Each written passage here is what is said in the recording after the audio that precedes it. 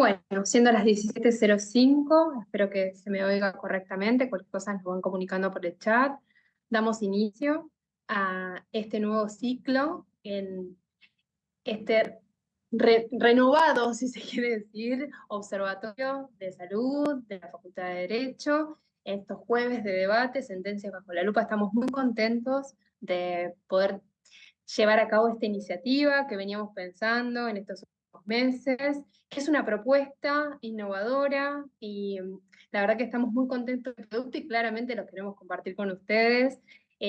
Se vienen también muchas otras ideas, muchos otros juegos de debate. Este es el primero de muchos y queremos acercarle esta propuesta, ver qué piensan ustedes, cómo se hallan con la misma y obviamente, como diría Marisa, siempre en sus palabras muy presente, contamos con oradores de lujo, así que aprovechen esta instancia que tenemos de encuentro, de conocimiento, y les vamos a pedir por favor que dejen los micrófonos apagados. Vamos a dar algún tiempo o intervención para que vayan haciéndonos preguntas. Dejen igual de todos modos las preguntas en el chat. Y estamos muy contentos por la convocatoria, por la respuesta que venimos teniendo a las convocatorias previas. Así que, si les parece, arrancamos con este nuevo ciclo. Los jueves de debate, ¿qué nos referimos cuando hablamos de jueves de debate? Que es este ciclo de sentencias bajo la lupa. Hablamos de encuentros donde nos proponemos analizar casos recientes con un alto impacto desde una perspectiva plural, abierta, dinámica. Nuestra idea es que la frecuencia sea mensual, es decir, que para la misma altura, a la misma fecha del mes que viene estaríamos teniendo una nueva reunión. Y en cada encuentro la idea es enfrentar dos posturas, obviamente que es desde el respeto, desde el conocimiento, desde el saber, en el marco que nos da la Facultad de Derecho de la UBA. Y hoy se va a debatir el fallo Solidaridad, así que vamos ahora a presentar y le voy a dar pie a Delfina. A todo esto me presento, porque no me presenté, mi nombre es Antonella Balone, coordino conjunto con Delfina el observatorio, y obviamente que detrás de este gran monstruo del observatorio está Marisa Eisenberg, y es un orgullo para nosotras poder estar acá en representación de ella y estando coordinando este nuevo espacio que estamos co-creando, y nos interesa mucho esto, que estamos co-creando este espacio. Delphi, si estás por ahí, por favor, te cedo la palabra.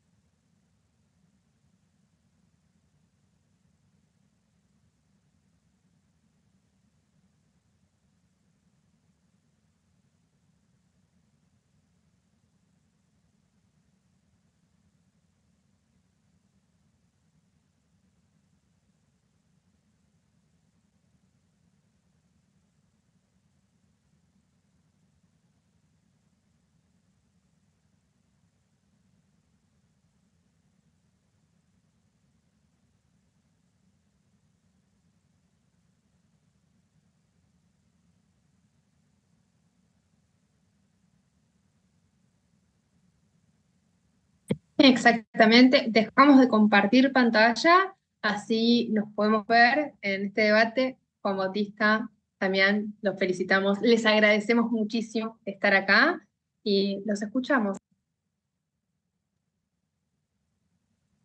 Hola, buenas tardes. Juan, vos primero, por favor. No, por favor. Bueno, voy a ser igual, en realidad, primero para saludar, aprovecho para saludarte, Damián. Después voy a contar cómo fue que surgió también esta iniciativa, que creo que está bueno contar ese detrás de escena. Primero, simplemente para agradecer a Anto, a Delphi, obviamente, a Marisa Eisenberg.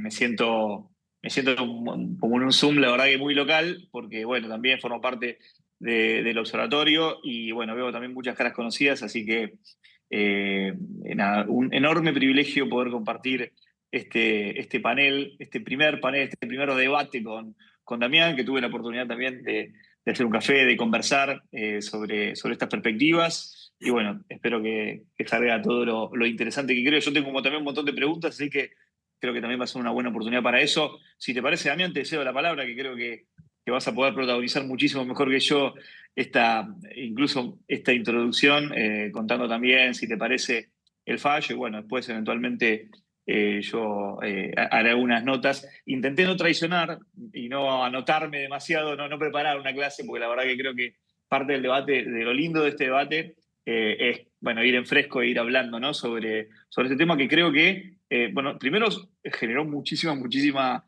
repercusión y muchísimo interés. Obviamente, enorme mérito del doctor Alegre, así que bueno, espero que podamos trasladar ese interés también a esta conversación. Bueno, Juan, muchas gracias por la palabra, por el pase, gracias al observatorio y a los integrantes también por la convocatoria, esta primera convocatoria también que es muy importante que haya sido este tema el puntapié inicial, el kickoff de todo esto, así que la verdad que enhorabuena y a por muchos fallos más para ser tratados a futuro. Comento un poquito por ahí, si les parece, de qué estamos hablando con el fallo Roca. Me parece que sería conveniente ponernos en tela de qué tema hablamos. La señora Roca Emilia es una persona que se pensionó hace más de 15 años, luego obtiene su beneficio jubilatorio hace unos 10 años más o menos todo esto ocurre entre el 2010 y el 2015. Y continúa dentro de su relación de dependencia cuando estaba, tenía OSDE, continúa una vez obtenido beneficio previsional, pagando OSDE en forma continuada, sin ningún tipo de interrupción. En el interín nunca se afilia a lo que es PAMI. Eso sería una explicación o una situación de hechos concretos y reales que tenía la persona. Frente a esta circunstancia, viene Emilia y nos consulta qué posibilidad tiene de hacer algo con sus aportes, siendo que entre ambos beneficios tenía una jubilación y pensión más o menos llegando a la máxima y con un juicio de reajuste en ambos beneficios también, con lo cual con una expectativa de un incremento previsional bastante importante. Frente a eso, la idea que se plantea es seguir el criterio de la Corte Suprema con el fallo agónico, Damián, que... discúlpame, te interrumpo un poquito. Acuérdense de silenciar, por favor, los micrófonos, así nos escuchamos. Creo que justo Natalia Luna. Ahí Ahí está, está. gracias. Perdón, Toque. No, por favor. A ver, la idea fue seguir el criterio de agónico, ¿sí? En donde la Corte expresamente indica que el interesado tiene que manifestar su voluntad expresa de afiliarse o de adherirse a PAMI a los efectos de poder hacer la opción esa. Caso contrario, la pasividad no genera una modificación respecto a su condición de vinculación con la obra social, debiendo continuar la misma cobertura médica. Acá, por ahí, esos serían los fundamentos muy por encima, pero serían esos los fundamentos, y se empieza a generar una serie de catarata de cuestiones o de conflictos en donde nos empezamos a estudiar, principalmente el tema de la legitimidad pasiva, que creo que es una de las cosas que, sacando la promoción sistemática que se hizo por vías y redes sociales, uno de los ataques fundamentales que se le hizo al caso fue ¿por qué motivo atacamos a OSDE? Y es más, hoy por hoy sigo iniciando este tipo de acciones, son acciones que han demorado más de 5 años en tener una sentencia, muchos están en corte, ahora les comento un poquito ese tema también. Pero la pregunta fundamental es ¿por qué vamos contra ANSES y no vamos contra OSDE o no vamos contra PAMI? Eh, Acá la legitimidad pasiva yo hice un análisis a la inversa, por lo general, cómo se realiza, o lo que es jurídicamente, a mi entender, que nos enseñaron en la facultad, correcto del análisis de la legitimidad pasiva. Fue una legitimidad pasiva por descarte que hice en esta oportunidad. Yo planteé la situación de que OSDE es una obra social, barra prepaga, y acá quiero hacer un paréntesis principal y es importante hacer referencia a esto. El caso es un caso del 2020, iniciado en 2020, con lo cual en ese momento las prepagas no podían recibir aportes y contribuciones, eso sucedió a partir del 2025, por lo tanto, a través de la resolución 1 de 2025, con lo cual en principio, uno de los fundamentos específicos es que esta persona tenía OSDE como obra social durante su vida activa, no derivaba aportes ni desregulaba aportes, tenía como obra social y lo que se quería era continuar con la cobertura médico-sanitaria como obra social. Sí, eso también es uno de los fundamentos o puntos sustanciales de la demanda. OSDE continúa brindando la prestación médica. Yo le mando una carta documento a OSDE, intimo a OSDE, ¿a qué? A que continúen con la prestación médica. OSDE me va a decir, pero usted ya es afiliado mío, le está brindando la cobertura hace 5 o 10 años que usted continúa, se jubiló y yo la prestación no se la negué en ningún momento. Por el otro lado, si me pongo de la otra circunstancia, digo, che, OSDE, yo te quiero mandar mis aportes. OSDE me va a decir, no puedo recibirlos, háblalo con ANSES o con la superintendencia o háblalo con alguien para que me los mande. ¿Recibe aportes OSDE por sentencia judicial? Sí. ¿Los contabiliza? Sí. ¿Me niega la prestación médica? No recibí y me firma el formulario PS 5.11, perdón, de ANSES. No. ¿Por qué? Porque no acepto jubilados, porque no estoy dentro de la resolución del decreto de 292, en donde acepto jubilados. ¿Los puedo recibir los aportes? Sí. ¿Hay alguna negativa de OSDE frente a esta circunstancia? No. Porque en realidad lo que no quiere hacer OSDE es firmar un formulario propio de ANSES. Nada más. No se está negando a nada concreto. APAMI, segundo sujeto legitimado pasivo que en análisis. Yo acá utilicé el principio de la desregulación de aportes. Si yo estoy en relación de dependencia derivando aportes a una obra social, la obra social A, y mañana quiero cambiar de esa obra social A a pasar a la obra social B, yo a la obra social A no le aviso que voy a sacar los aportes y las contribuciones. Simplemente hago una opción de cambio. Y a los 3 meses se ve impactado en el CODEM, se ve impactado en el sistema. Máxime, PAMI no es agente de salud mío, no me brinda prestaciones, no estoy dado de alta, me están haciendo una retención arbitraria de mi recibo jubilatorio, pero si necesito una prestación médica de urgencia PAMI, llamo por teléfono y no me va a mandar una ambulancia porque no figuro dentro de su padrón. Por cuanto, ¿qué le importa a PAMI si yo ejerzo mi opción de continuar con la cobertura médica que tenía o qué le importa a PAMI si yo agarro y digo, hago una opción de cambio, como supongamos que lo hiciera a PAMI, hago una opción de cambio a Ospaña, cuestión que acepta jubilados, tampoco le aviso absolutamente nada a PAMI. Voy, firmo un formulario en ANSES y se acabó. Por lo tanto, considero que en realidad tampoco entra dentro de una legitimidad pasiva.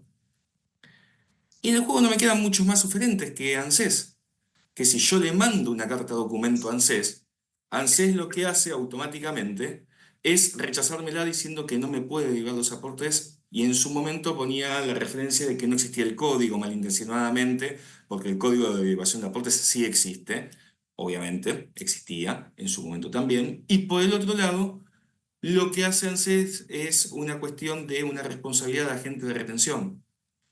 Criterio jurídico del Código Civil, en el cual el agente de retención es el sujeto obligado frente a un ingreso de dinero en forma indebida. Es responsable ANSES de ingresar el dinero como corresponde legalmente, no lo está ingresando, arbitrariamente decidió mandarme a PAMI, yo nunca lo convalidé, la Corte Suprema con Albónico establece que tengo que tener una continuidad de cobertura médico-sanitaria. Por tanto, intimo a ANSES a que regularice mi situación, se niega el agente de retención a cursar los aportes como corresponden, ese sujeto pasivo, a mi entender, y a mi entender y a entender de los fiscales, después vamos a analizar si quieren, qué fiscales me dicen que sí, qué fiscales dicen que no y demás, pero a mi entender es el sujeto pasivo dentro del proceso judicial. Por eso va encausado contra ANSES. Por eso se va y se encausa y se pide el reintegro de las sumas que fueron indebidamente retenidas, más los intereses correspondientes.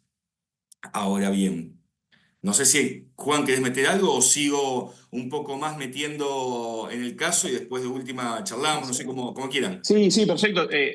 Avanza. Para mí estás siendo muy claro y estás, bueno, le estás metiendo un poquito también de aditamento de justamente esto, ¿no? La cocina un poquito de cómo se gestó el fallo, que ya les digo, a aquellos que todavía no lo leyeron o que quieren repasarlo, el doctor lo decía por el nombre que en general lo conocemos, que es el fallo Roca, pero bueno, digo los autos completos, es Roca Emilia Eugenia con ANSES sobre cobro de pesos. El número es el 4401 del 2020. El doctor justamente hacía la referencia que este tema se remonta a 2020 y como bien vos señalás, hay que mirar de acá a 20, 25 años para entender la película completa entre la normativa que también hay que estudiar, ¿no? Así que me parece interesantísimo. Si querés seguir con tranquilidad, Doc, y yo después, en todo caso, hago los comentarios que tengo. Bien, me gustó lo que dijiste de estudiar toda la normativa completa y es una historia que, es decir, para mí Roca lo que marca es un quiebre, un inicio de quiebre procesal. En realidad hay otro fallo anterior que también tiene ese mismo criterio, pero que también es del estudio, pero marca un quiebre procesal respecto al tema del uso de los aportes y las contribuciones.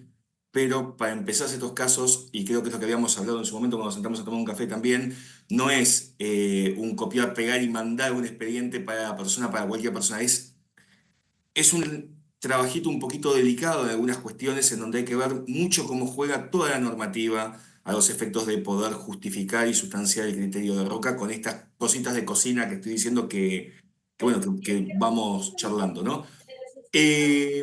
Otras cosas que sonó mucho o que es bastante complejo por ahí de entender es el tema de la jurisdicción, o mejor dicho, la competencia, pido disculpas, la competencia. Yo soy un aférrimo defensor de que la competencia de estos casos es civil y comercial federal. Esto lo justifico desde el punto de vista de que, a ver, me aclaro un segundo, pero por ahí avancé algo sin dándolo por obviedad. El fallo Roca tiene una sentencia de un juzgado de primera instancia de seguridad social, ¿sí? Yo considero que estos casos deben de tratar dentro de lo que es la justicia civil y comercial federal. ¿Por qué motivo? Por la especificidad del tema. Seguridad social hoy está especializado en juicios de reajuste, beneficios previsionales, en juicios por Fuerzas Armadas, pedido de aportes y contribuciones debidos a las obras sociales, cuando no se hacen los aportes de empleadores y más. No manejan temas de salud, no conocen lamentablemente la normativa de salud. Entonces, yo le estoy hablando a un juez en seguridad social o estoy hablando de un tema en seguridad social con normativa propia de civil y comercial federal, con temas propios de obra social, con leyes propias, interpretaciones jurisprudenciales propias, porque tengamos en cuenta que el criterio de derivación de aportes es un criterio pretoriano también, que lo crea la Corte Suprema cuando dice que hay una continuación una vez obtenido beneficio previsional. Por tanto, es muy complejo plantear eso en un fuero que no es el que está en el día a día con el tema.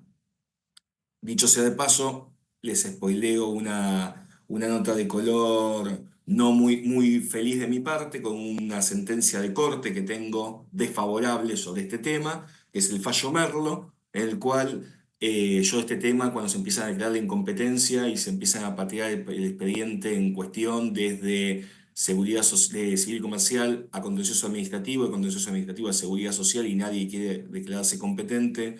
Llegamos a corte y la corte lo que dice es que por la ley de ANSES, perdón, la ley de la creación de los juzgados de seguridad social, porque son creados para, cuando es demandado la ANSES, el juzgado competente son los de seguridad social. Con lo cual, ahí tenemos la mitad de la biblioteca, una mitad de la biblioteca de juzgado de civil y comercial federal que se declaran competentes y consideran que por una cuestión de especificidad del tema corresponde seguridad social, civil y comercial, y un fallo de la Corte que entendió que por participar ANSES es seguridad social.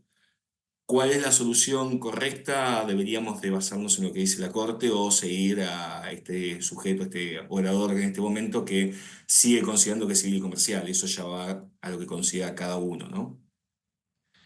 ¿Cuáles son los resultados de esto? Que esto por ahí es lo más interesante de analizar.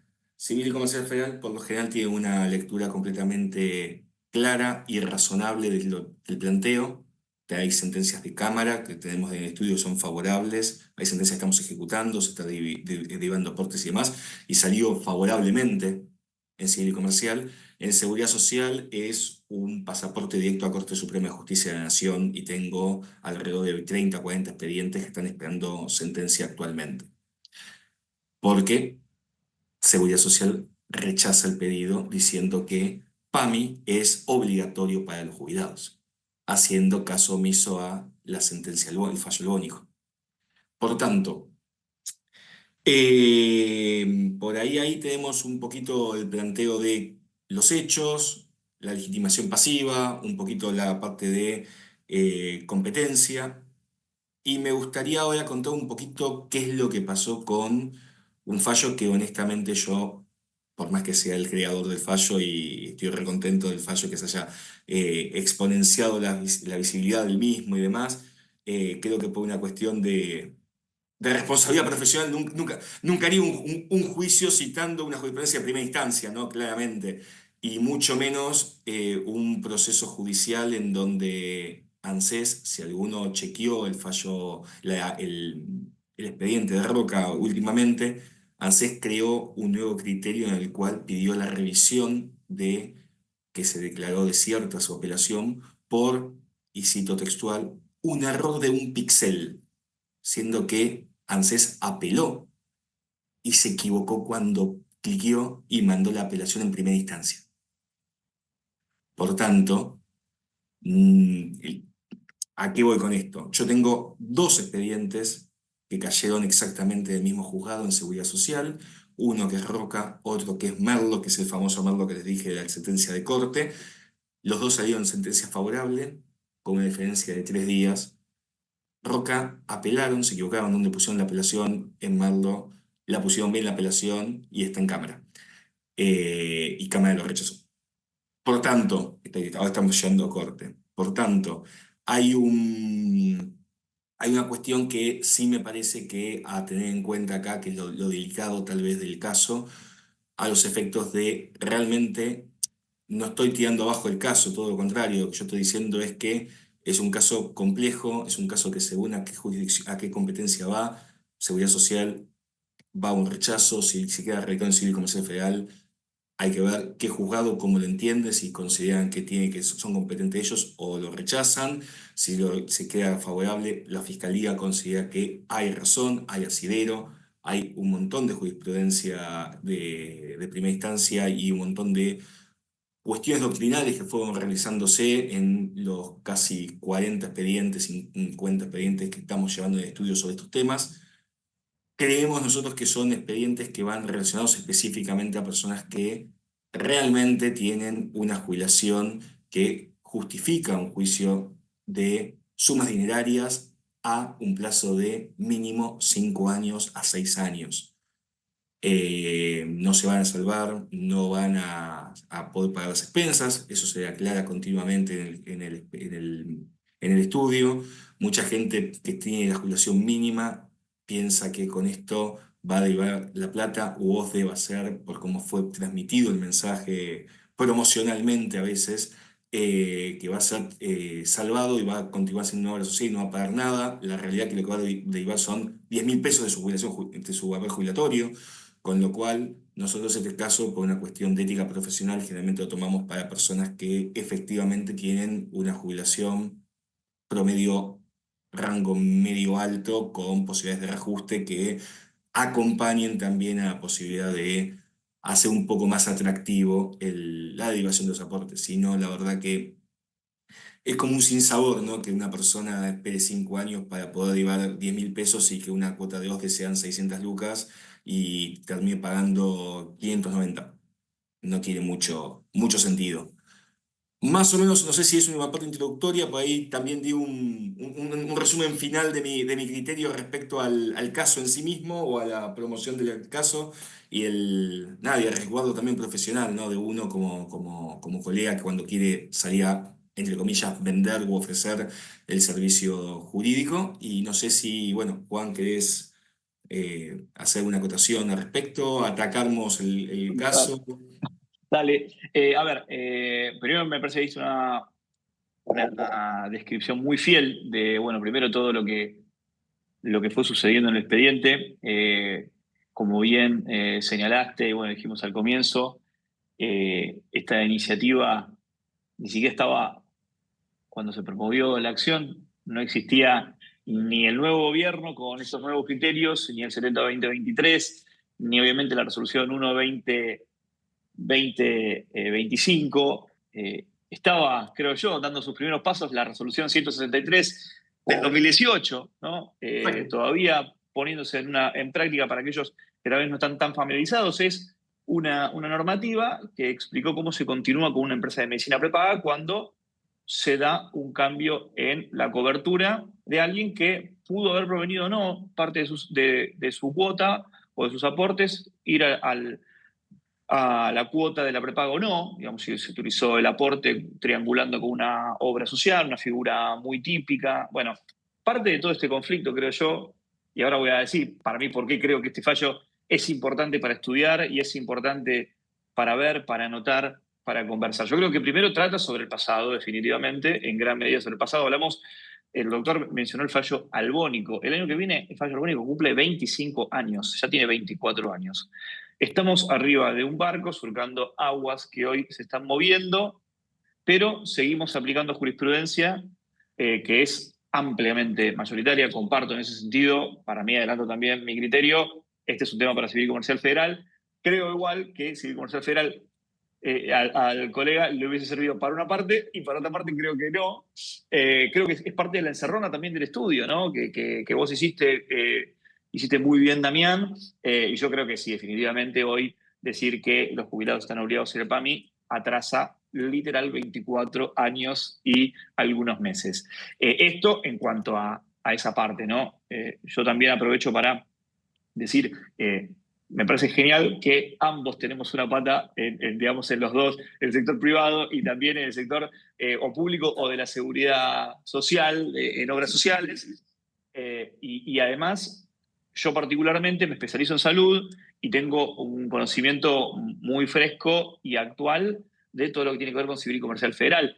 No lo tengo de la seguridad social y es por eso también que mi primer interés con este fallo es decir, este es un tema que si hubiese salido, que se lo decía el colega, ahí tal vez discrepamos, en algún aspecto hubiese resultado muy distinto, ¿sí? De hecho, creo que tenés algunos antecedentes y son bastante, insisto, cubre una parte, pero otra parte no, que es la parte que yo más o menos intuía y es un poco también lo que uno habla con amigos y colegas de la Justicia Civil y Comercial Federal. Pero primero, en cuanto al pasado, bueno, porque claramente hay que revisar esa normativa para aquel que recién abre el expediente y no conoce nada, bueno, tiene que tener este conocimiento bastante profundo. El doctor lo tiene y pudo mezclar estos dos mundos, ¿no? El de la seguridad social y el de la salud, que si bien son derechos, digamos, hermanos, son derechos y sus operadores razonan de una forma distinta muchas veces, ¿sí? En la matriz de salud, neta de salud, definitivamente hay ciertos conceptos y ciertas concepciones muy arraigadas que entiendo que en seguridad social son muy distintas. Uno es el caso, evidentemente, yo lo desconocía, y bueno, uno después lo ve en relación a hacia dónde va el aporte de una persona que se jubila. En ese sentido, el fallo albónico hoy es casi una verdad, digamos, no hay muchos colegas ni hay muchos juzgados que inventen interpretaciones muy distintas. Hay una lectura en relación a la aceptación o no aceptación, es decir, si tiene que haber una manifestación expresa de no ser trasladado o que el aporte no vaya al PAMI, o eventualmente si al no haber hecho una manifestación concreta debe entenderse que debe continuar en la obra social de origen, ¿no? Un poco justamente albónico. Hay una línea, también una tira de jurisprudencia que habla todo de esto en corte. Albónico es una de estas piezas, tal vez la más conocida y la más citada también en Civil y Comercial Federal, ¿sí? Pero yo dentro de las cuestiones que había anotado, y por eso también hablaba del estudio un poco hacia atrás, primero la causa fue promovida en 2020, pero corregime si hay algo de todo esto que digo que me equivoco, por favor, Damián. Sí, bueno. Era importante, primero, tener en cuenta que aplica Albónico y es uno de los argumentos. Para mí, insisto, ahí está una de las claves, seguro, de una de las pretensiones, porque para mí el fallo tiene dos pretensiones, ¿no? Por un lado, la continuidad, que ahí creo que coincidimos, y después, para mí, el tema más,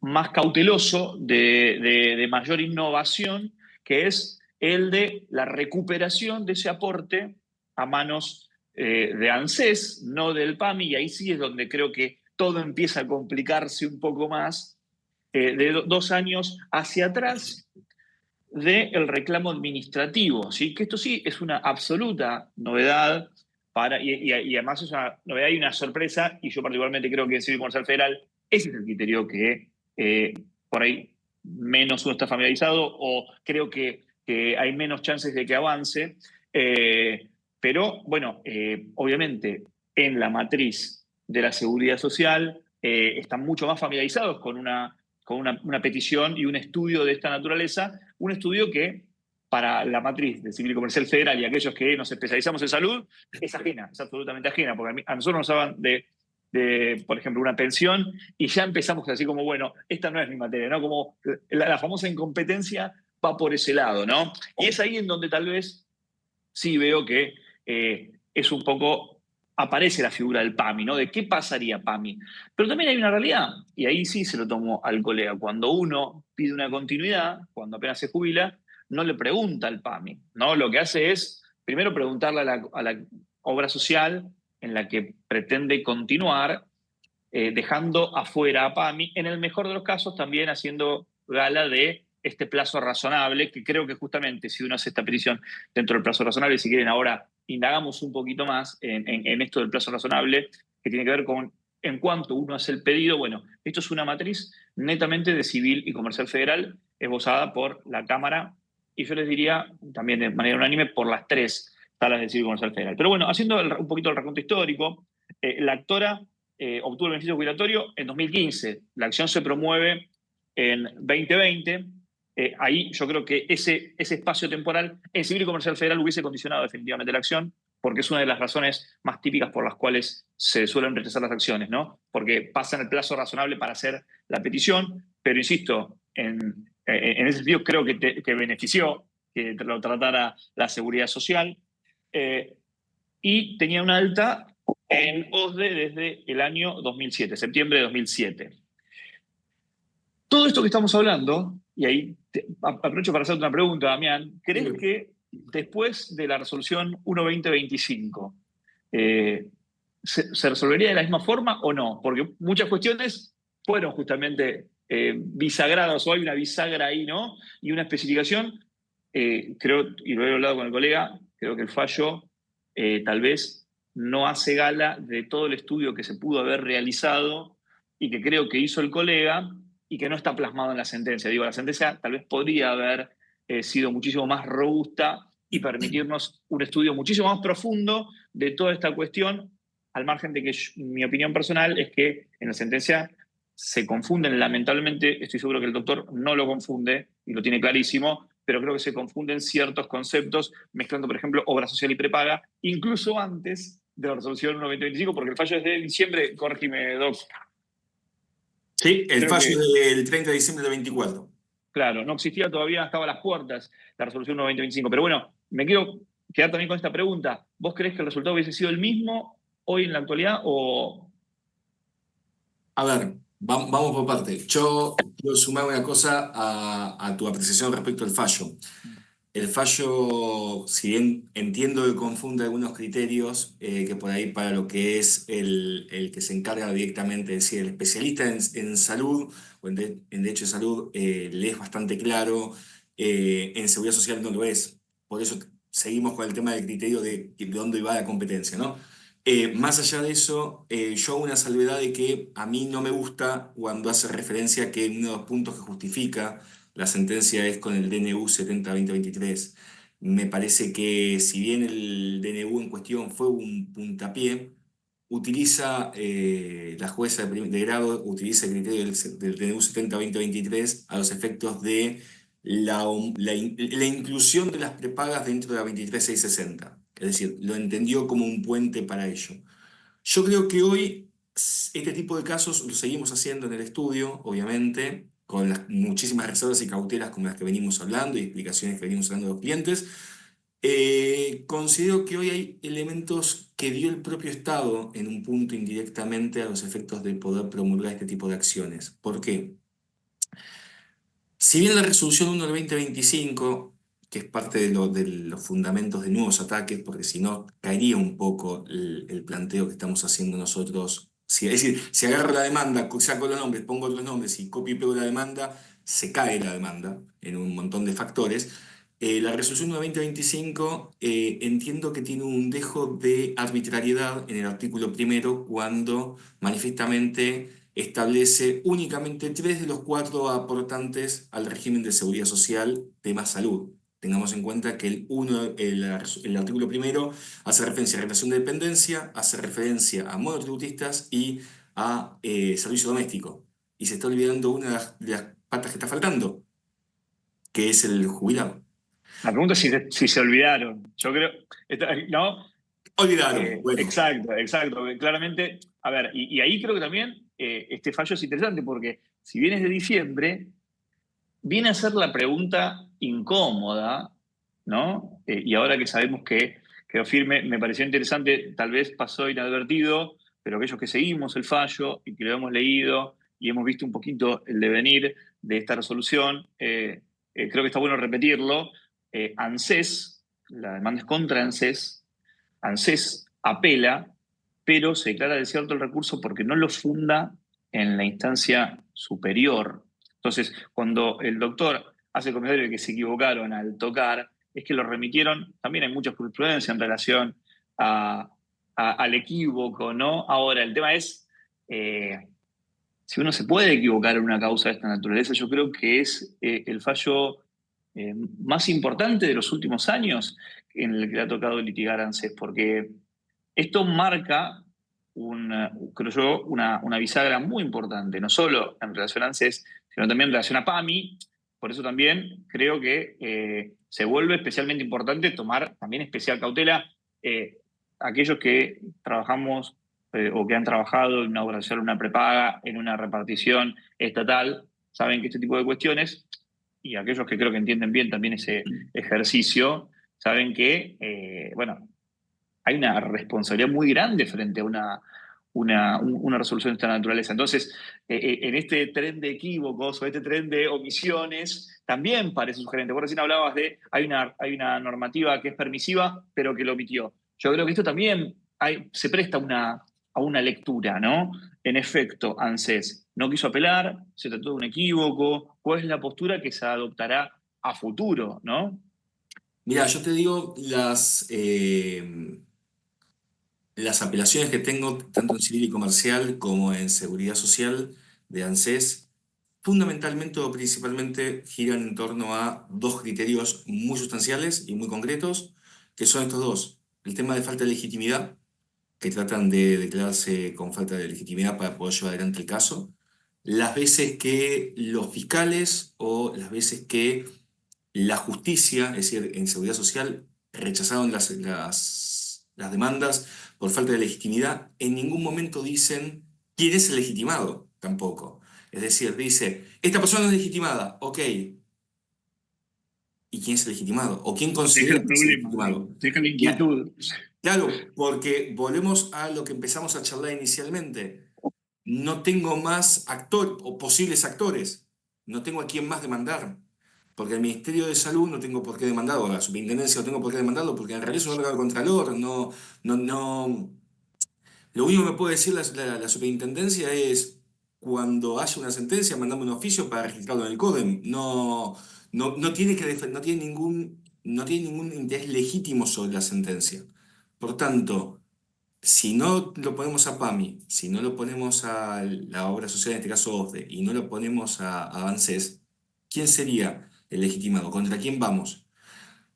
A mí me parece que ahí está faltando una parte desde el punto de vista de la justicia en darse cuenta de que si me sacás ANSES, esta persona no tiene derecho a poder reclamar su derecho. Le impedís el acceso a la justicia.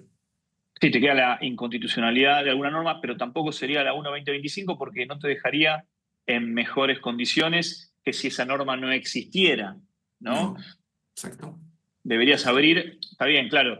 Me parece interesante también fuiste categórico cuando dijiste que si le cambiamos los nombres y lo promovemos ahora, la demanda se cae, ¿no? O sea, lo que entiendo es que harías una modificación seguramente, o que hoy en día están haciendo modificaciones. Está hecha la modificación, claramente, sí, sí, sí, en los expedientes nuevos están hechas esas modificaciones, justamente, mismo también, a ver, yo soy sumamente partícipe y considero que eso lo hemos charlado, hoy por hoy estamos llevando adelante dos tipos de casos, lo que sería el upgrade de Roca, que lo estamos modificando justamente no solamente para OSDE, sino para aquellas personas que ya ahora están llevando aportes y que las prepagas puedan recibir aportes en forma directa, ¿sí? Ujú. Y justificando y atacando la resolución 1 de 2025, sino también aquellas personas que hicieron en su momento opción de cambio, por ejemplo, que van al hospital italiano, derivando a través de relojeros o de donde fuere, y son personas que están teniendo muchas veces una jubilación muy buena, en donde por ahí están derivando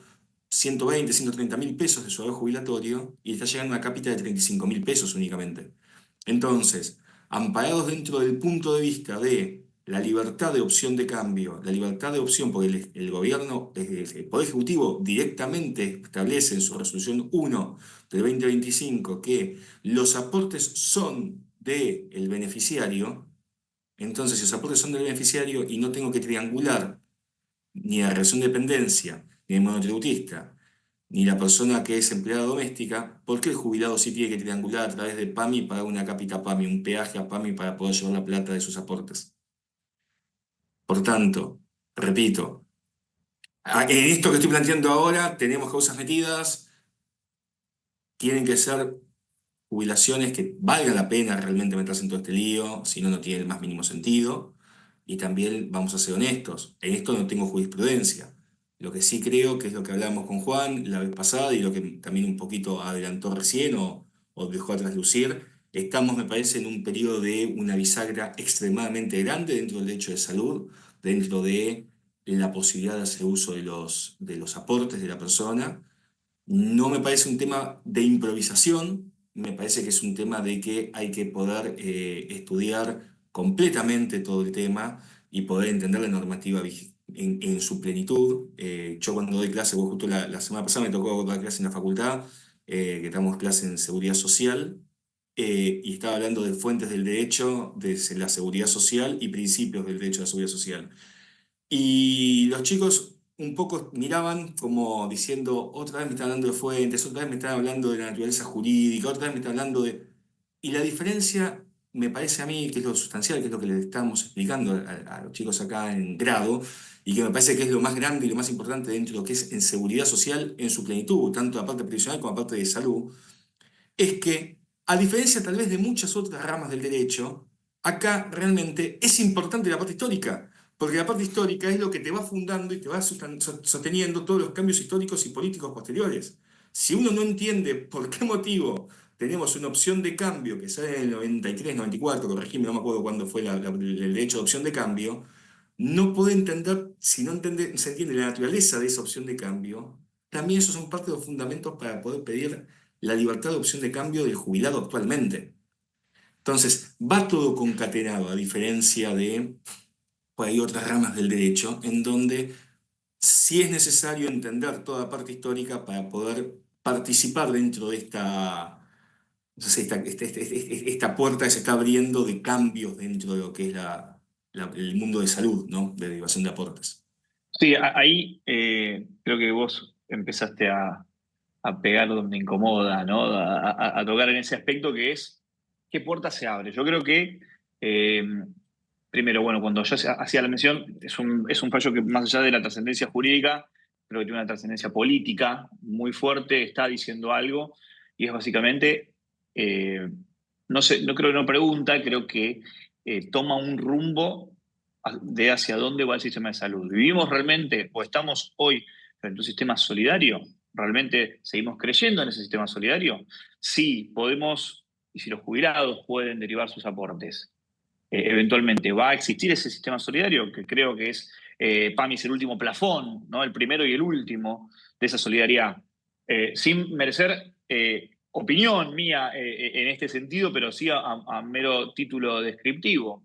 Y lo que siempre digo, lo decía antes de la resolución 1-2025, a partir del 70-2023, porque de alguna forma intuía que íbamos a empezar a discutir esto, ¿sí? La solidaridad del sistema.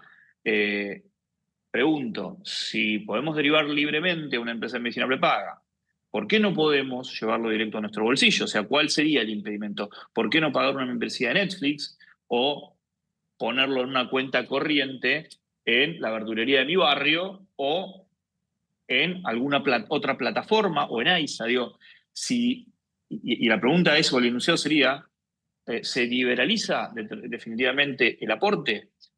¿El rumbo que se empieza a tomar es ese?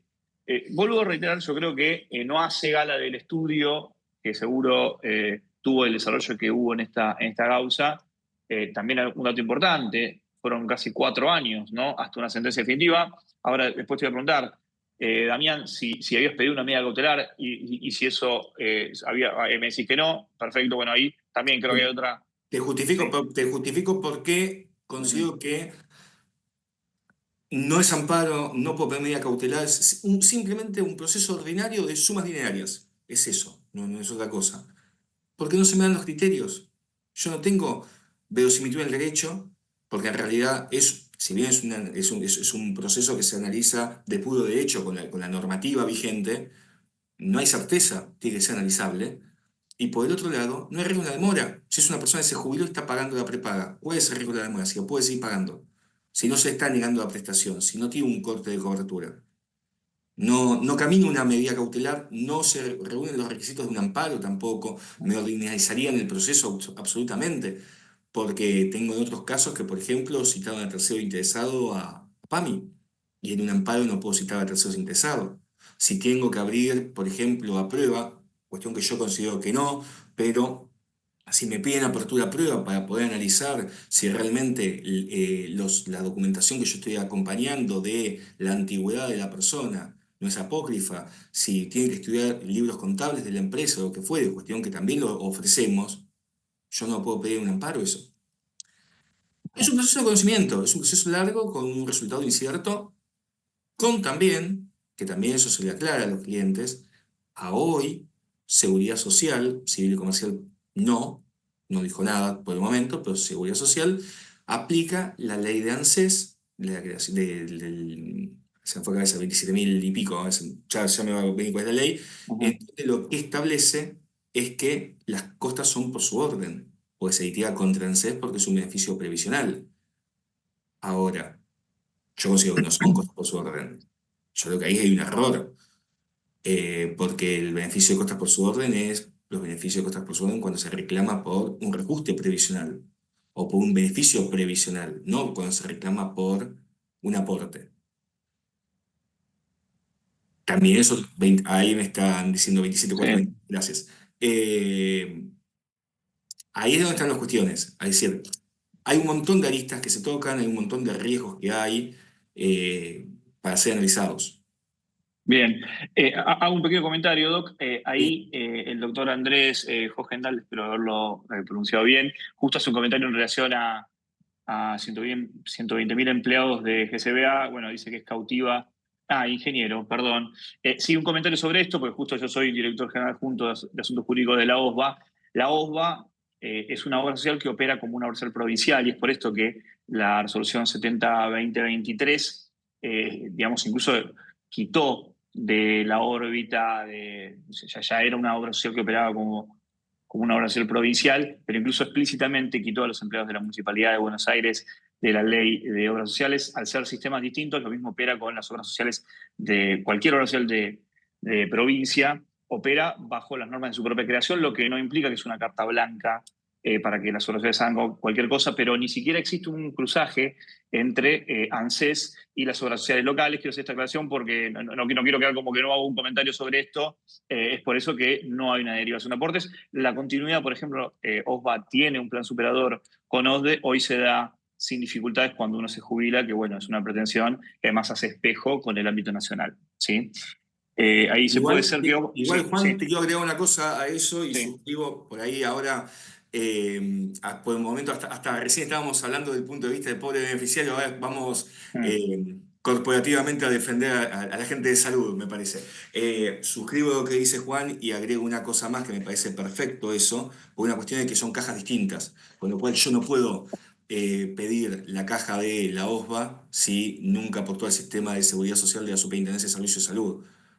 Tengamos en cuenta que acá lo que se está reclamando es una persona que aportó a un OSDE dentro de lo que es el sistema de CODEM y dentro de un sistema de primer régimen de primer grado de aportes y contribuciones de seguridad social y al mismo tiempo aportó a un PAMI que está en el mismo nivel. Si yo estoy en relación de dependencia en el gobierno de una ciudad, estoy aportando a la caja de OSBA y que es propio de OSBA y no puedo, sí, esperemos que Dios quiera, no es un ente privado, o no, no es privado, pero es decir, es una caja Público no propia, con lo estatal, cual sí. esperemos que nadie vaya contra la caja ni de OSBA, porque si hacen eso estarían yendo contra la caja de la provincia de Córdoba, contra la caja del Ujú. IPS, contra IOMA y demás. Esperemos y que mantengamos las provincias su independencia, es un sistema federal en el que estamos viviendo, en donde le respeten el patrimonio, ¿no? Que es lo más Sí. importante, porque también detrás de ello tengamos en cuenta que hay afiliados, ¿no? Que es el esfuerzo contributivo del afiliado.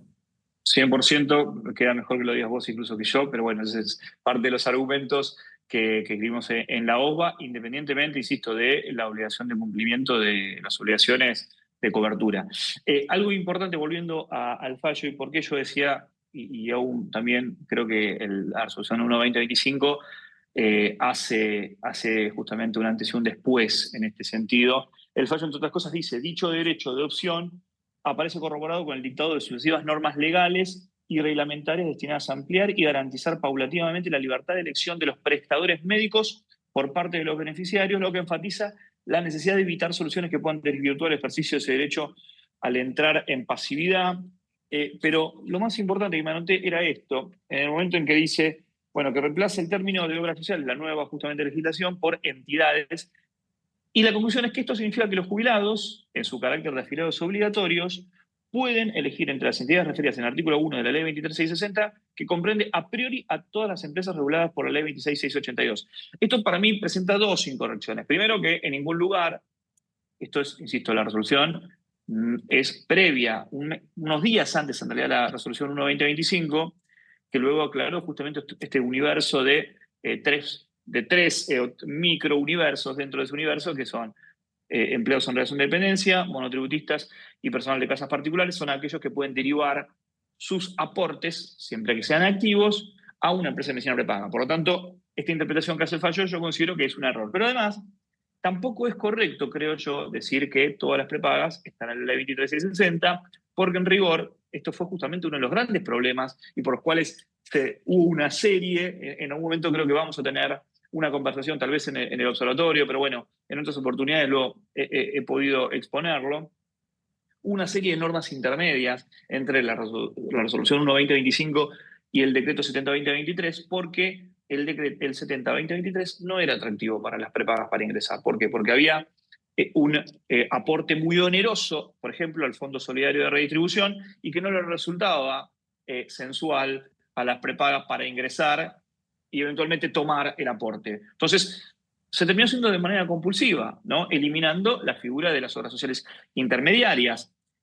Naturalmente, hasta llegar a ese punto, se desconocía exactamente si la idea era liberalizar completamente el aporte, si los jubilados iban a poder hacerlo, realmente no. Pero además, y acá es el punto concreto, aquellos que han ingresado a las prepagas, que no toman aportes de la seguridad social o eventualmente en los casos en los que no se tome un aporte de la seguridad social, no ingresan en esa relación de digamos, de entes de la seguridad social. Sigue la relación únicamente regida por las normas de la 26682, que es la ley de medicina prepaga. Por lo tanto, no es cierto, no es correcto afirmar que todas las prepagas hoy están dentro de ese universo. La mayoría hoy han entrado, pero inicialmente esto no era así, ¿sí? Esto no era así. Las prepagas entendían que les era menos rentable hacer ese aporte, por ejemplo, que luego, insisto, nombres el Fondo Solidario, porque justamente fue uno de los puntos más complicados, ¿no? O punto de debate, y bueno, entre otras medidas que también invitaron a las prepagas a competir entre sí y concretamente y particularmente a competir con las obras sociales y con las empresas de medicina prepaga entre sí.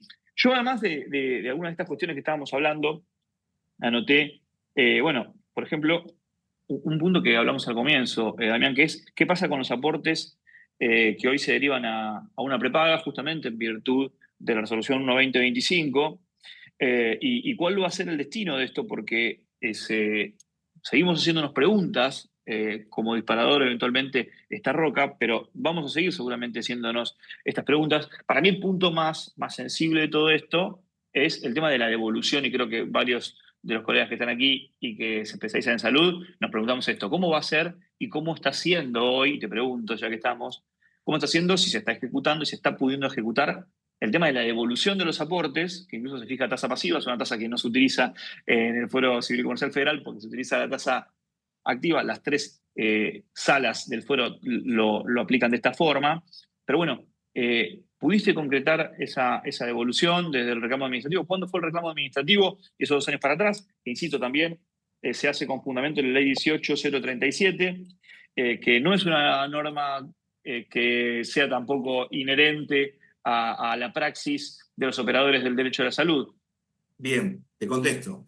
El fallo Roca todavía está en etapa de intimación para cumplimiento, le dieron 30 días de cumplimiento, recién ahora bajó de Cámara Primera. Volvemos una cuestión o una salvedad, ¿no?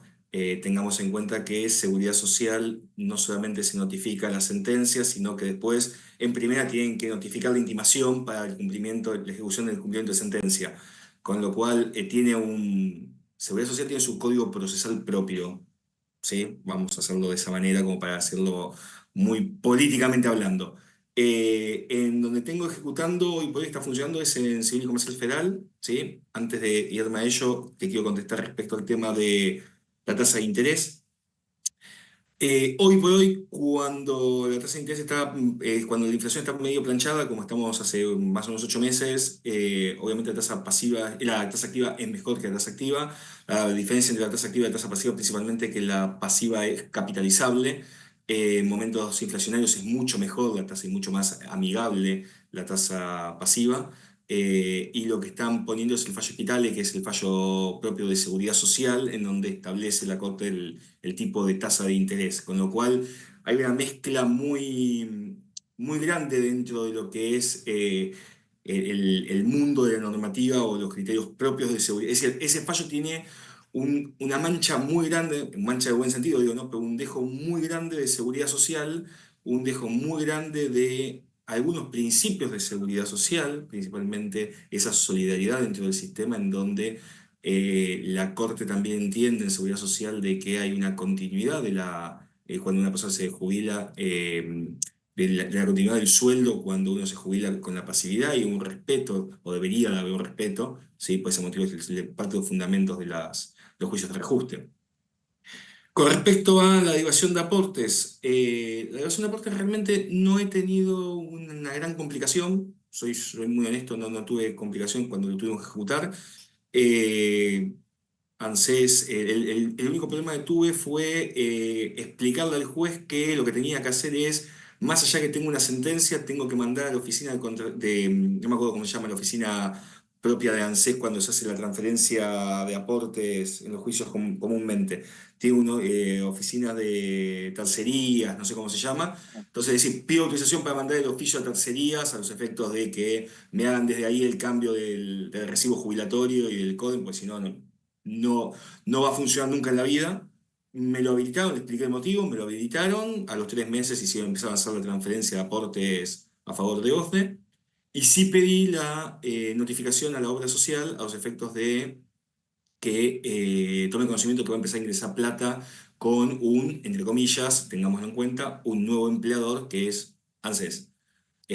Ahí obviamente la prepaga por una cuestión de sentido común está funcionando como prepaga, como privado. Lo que hace es descalza nuevamente la facturación, pasa a facturar como obra social con el desfasaje de los 2 meses, los periodos y hace la retención del IVA, no factura el 10,5 de IVA.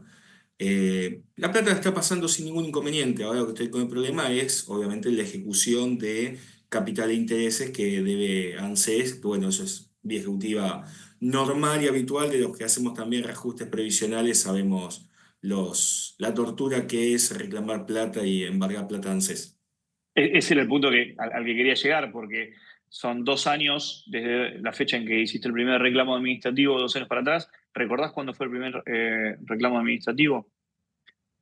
Del primero que te estoy hablando que salió, que es en Nasur, que es citado ahí en el fallo, que ese sí es de Civil y Comercial Federal, que salió favorable en Cámara, es del 2018, creo, con lo cual sea 2016 más o menos. Ya te digo, si me das un segundo, ya te Sí, digo. obvio, obvio. Ahí lo que me parece también más novedoso, bueno, ya te digo, distinto a lo que nosotros estamos acostumbrados a ver, es si ese dinero ANSES lo transfiere todo junto, si lo Ahí te transfiere. comento.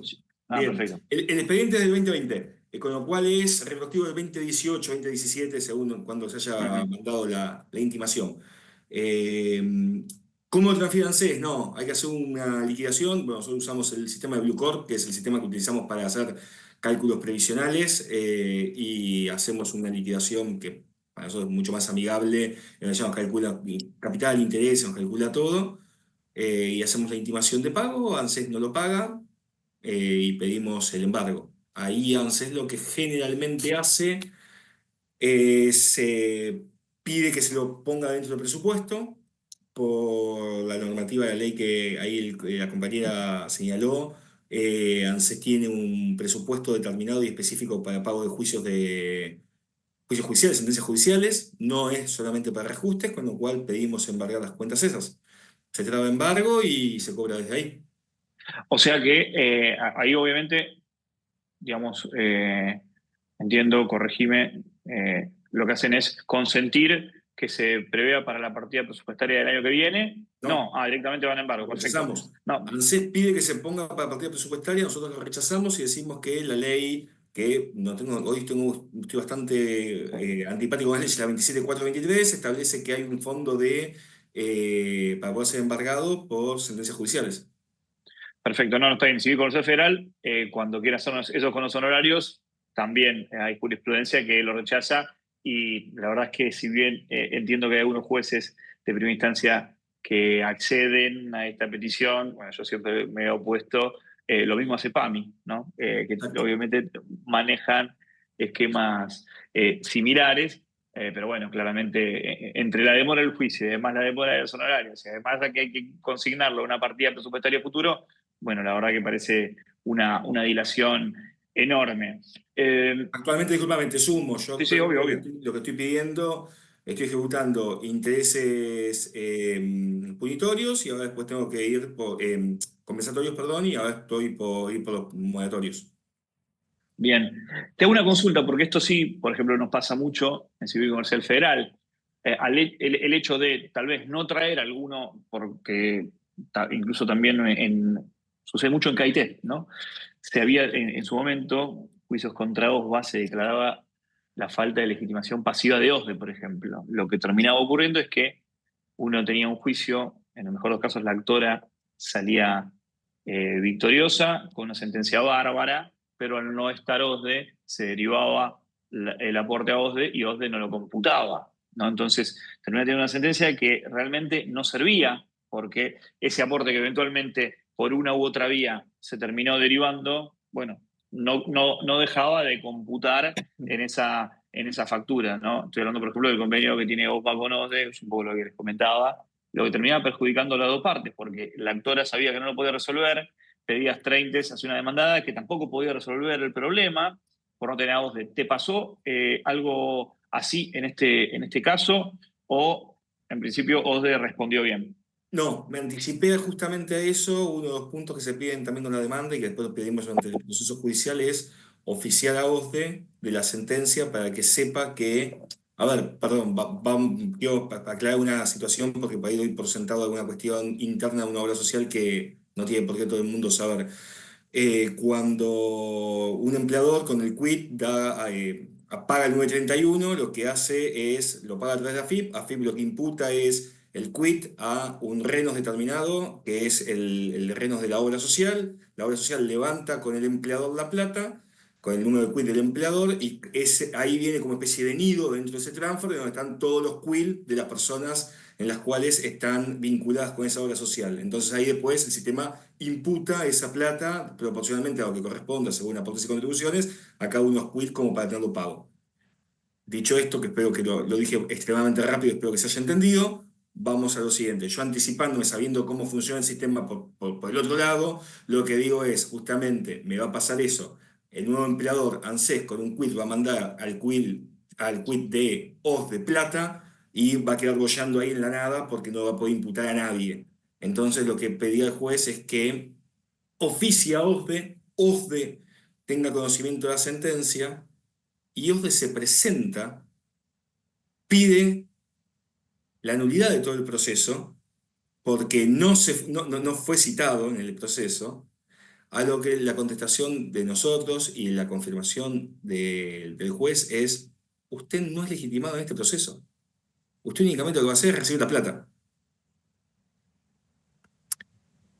Por eso volvemos a lo que dijimos inicialmente. Si es un juicio que levanta muchas aristas, toca muchas cosas internas de obra social para poder entender cómo mover la plata también. No es algo para hacerlo así a granel. A eso es lo que... Ujú. Quiero que quede claro eso, más que nada el concepto, ¿no? De eso entiendo, los organizadores después nos dirán si estamos bien con el horario, creo que la idea era hacerlo 1 hora, una cosa así. Creo que igual tenemos tiempo de extendernos un poquito, la verdad que se pasó rapidísimo. Sí. Eh, Algunos puntos que, insisto, yo de este lado, por ahí de una óptica, y aquí creo que tal vez no vamos a coincidir, yo creo que, a ver, por el tiempo, entre 2015 y 2020, yo considero que sí, citar a PAMI podía, a ver, era una posibilidad, básicamente porque es cierto que hay, en definitiva, si bien se demandó a ANSES y la obligación es de ANSES, la pregunta es si PAMI podría decir: este dinero era mío, o yo hice algo, o voy a dejar de tener un recupero, o bueno, de alguna forma, si uno lo piensa lógicamente, sin ir a los pormenores de a dónde fue efectivamente ese dinero, lo que podría pensarse es que PAMI estaría perdiendo algo. Ahí es donde siguen siendo una pequeña luz. Y en relación a el destino de los aportes, bueno, me parece que está bueno anticiparse, porque en definitiva, de otra forma uno queda como encerrado en esa situación, ¿no? En la que el otro no solo tiene que recibir, además va a tener que brindar coberturas digamos, en consecuencia, ¿no? Independientemente también, y otra cuestión que suele suceder mucho con las prepagas, OSDE es una rara avis en el sistema porque si bien hoy hay una confusión, el RENOS hoy pasó a ser el RENAS, ¿no? El Registro Nacional de Obras Sociales ahora pasó a ser el Registro Nacional de Agentes del Seguro, las prepagas con estas condiciones forman parte de esta categoría. Bueno, OSDE operaba incluso antes de toda esta gran modificación como prepaga y, digamos, excepcionalmente, de manera extraordinaria, como una obra social, porque gerenciaba, entre otras cosas, y todo lo que dice la Cámara Civil y Comercial Federal, gerenciaba 2 obras sociales que son OSOCNA y OSEN. Es por esta razón que vemos una asociación siempre muy directa entre alguno de estos dos jugadores, estas 2 obras sociales, y esta empresa de medicina prepaga. Bueno, esta última tendencia, este espíritu de este nuevo gobierno, naturalmente es suprimir la figura de estas obras sociales como intermediarias. Algunos le dicen sello de goma, otros le decimos obras sociales puente. Lo cierto es que no necesariamente era una mala noticia que existiera esa figura intermediaria, primero porque uno tenía un agente más para reclamarle de manera solidaria, y además porque había obras sociales que no eran sellos de goma y brindaban prestaciones, y uno sumaba un jugador más a esta contienda, algo que parece haber pasado inadvertido, tomándose incluso, y lo hablaba con alguien que se encarga de la técnica legislativa de estos decretos, hoy está muy vinculado a eso. Bueno, yo lo que decía es que la técnica legislativa de esta nueva administración deja muchos datos a futuro, ¿no? Hacia un poco del espíritu de lo que se llama el espíritu del legislador, el espíritu del emperador sería en este caso, ¿no? Un poco, porque bueno, hay mucho decreto, ¿no? Bueno, eso por un lado.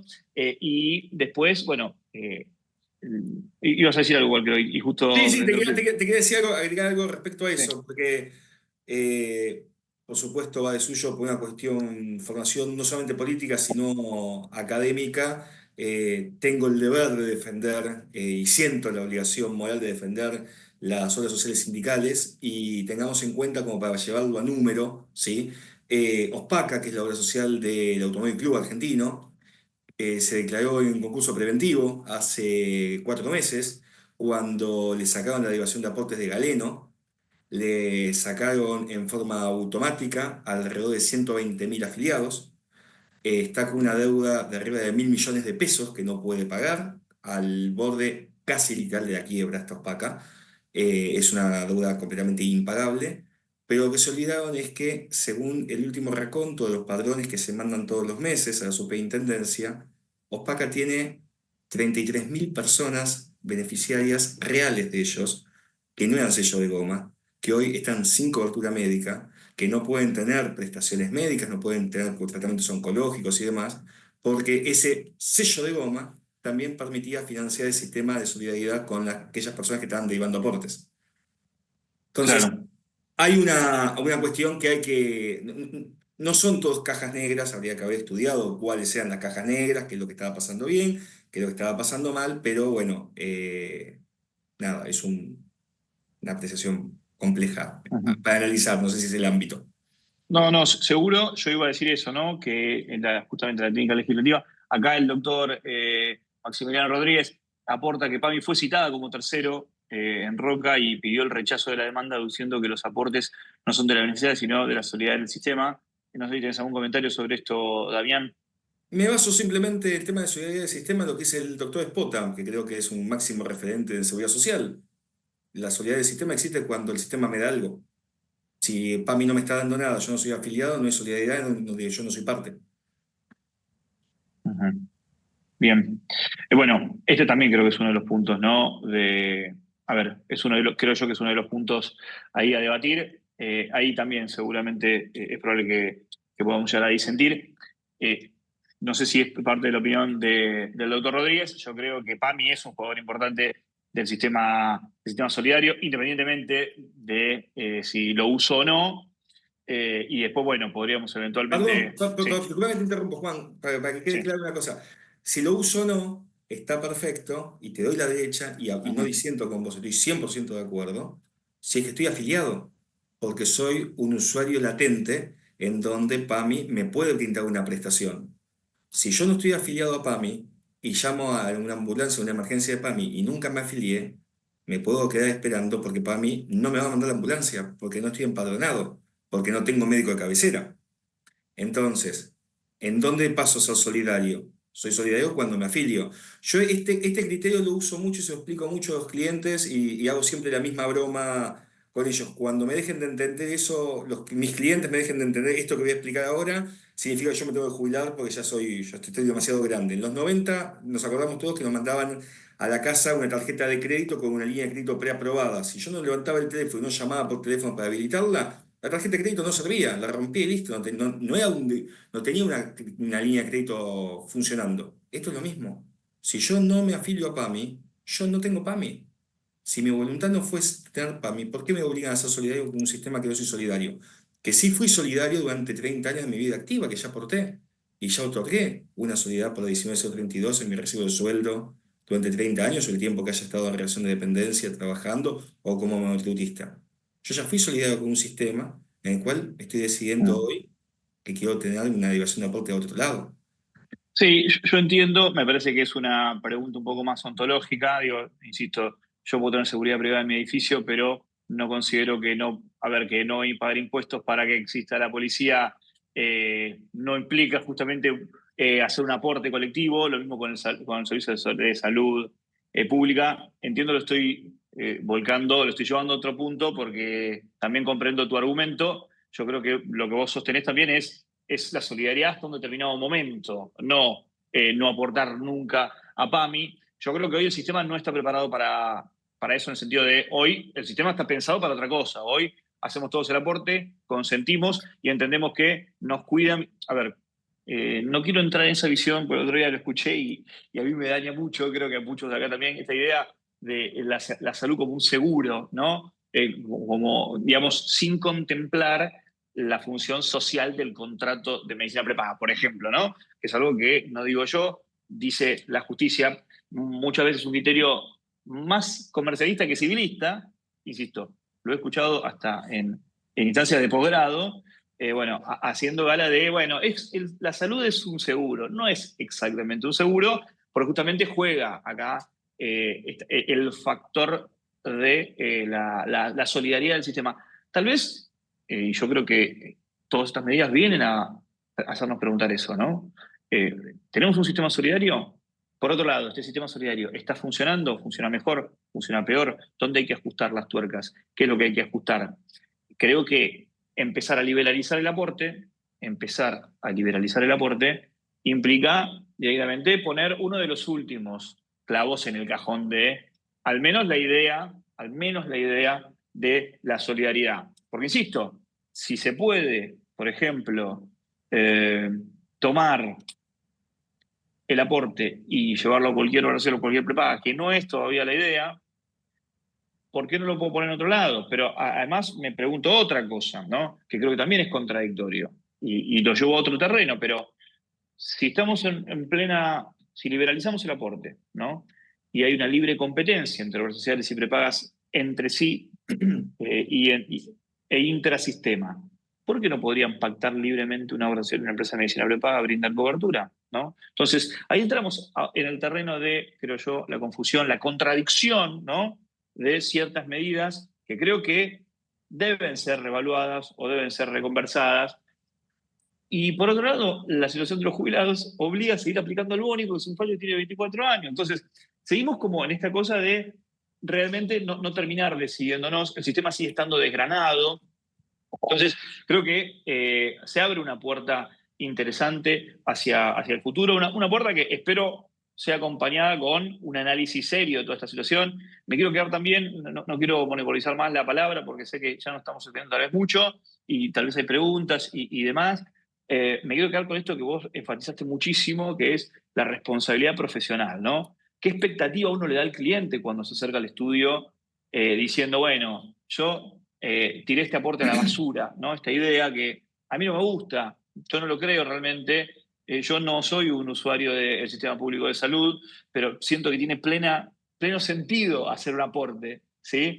Pero bueno, insisto, porque también creo en lo público y creo que hay que reformarlo, por más que fui a un colegio privado, estudié de todas formas en la UBA y mezclo un montón de sistemas, ¿no?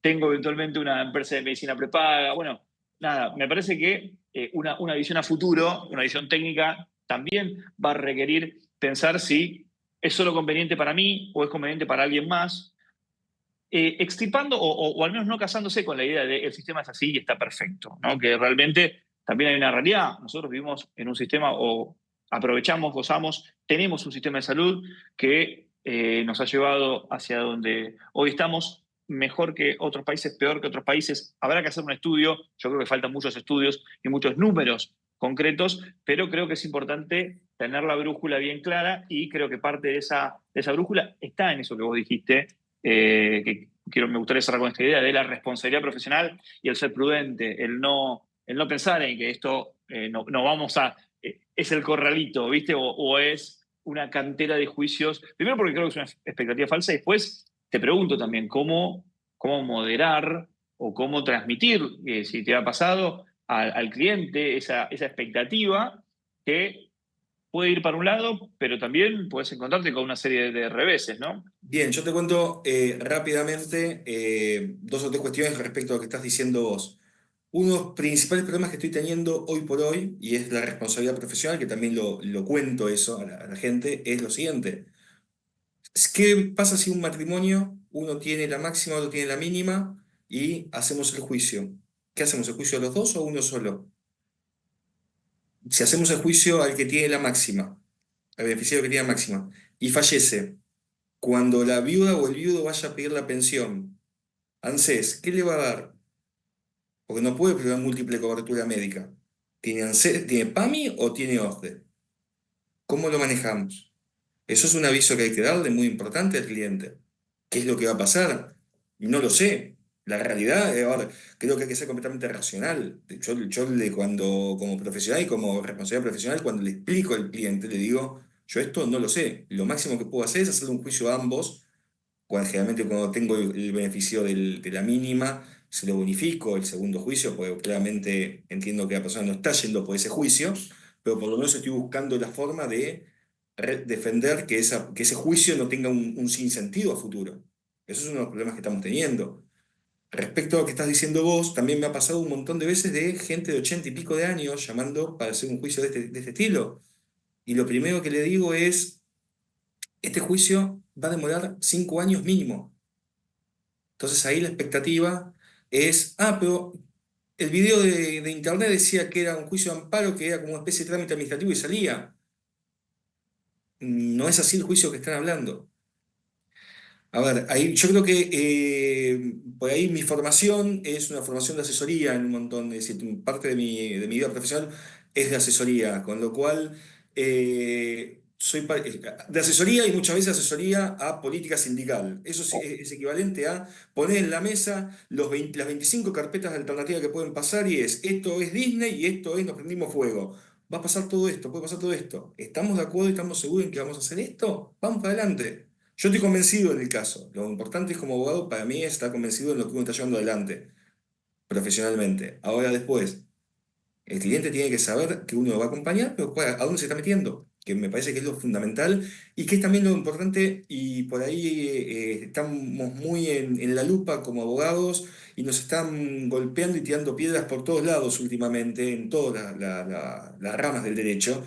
Y me parece que también es un poquito para hacer defensa de nuestra profesión y respetarnos y brindar como profesionales un mensaje al cliente también de que esto no es una industria del juicio, sino que realmente sepa lo que está haciendo y sepa cuáles son los pros y los contras. Por lo general, en este tipo de casos, yo les trato de explicar, me tomo media hora de vida, tratando de explicar lo que sucede con el expediente, que sepan qué es lo que va a pasar, cuánto tiempo va a demorar, contarle toda la historia. Y yo estoy seguro de que de 10 personas me quedan 2, 3 clientes me quedan, los 7 que no se quedan, factiblemente vayan a buscar a otro colega que se lo haga y no le explique nada.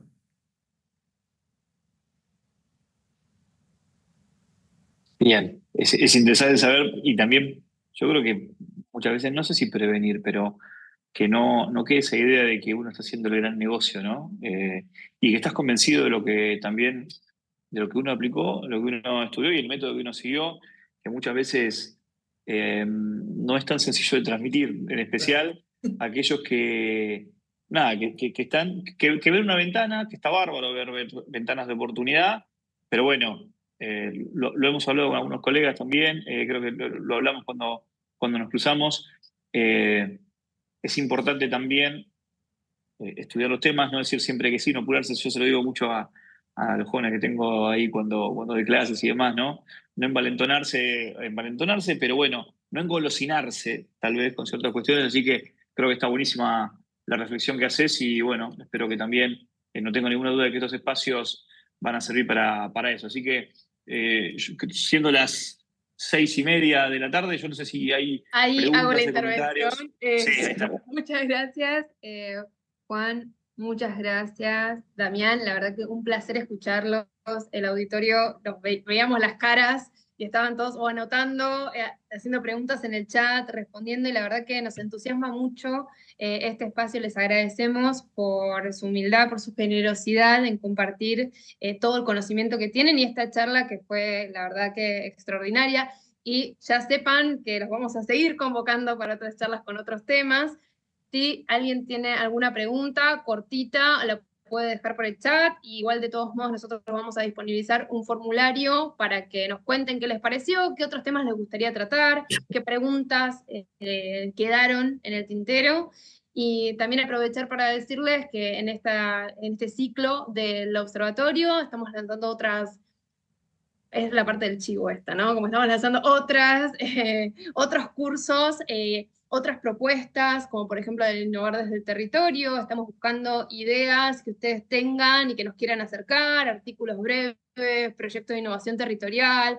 ¿Por qué no un podcast, no? Somos ambiciosos también, nos gusta sonar a lo grande, y también poder usar estos espacios para articular estas ideas y traer al observatorio, con estos grandes disertantes que tenemos, propuestas. Así que estamos abiertos a eso. También estamos con una guía colaborativa de buenas prácticas para Promesa y un hub de innovación e inteligencia artificial al cargo de Marisa.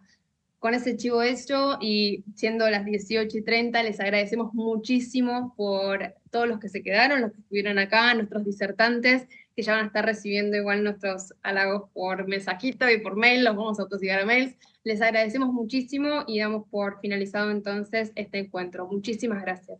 Muchas gracias a ustedes. Gracias a todos y bueno, nos estamos viendo.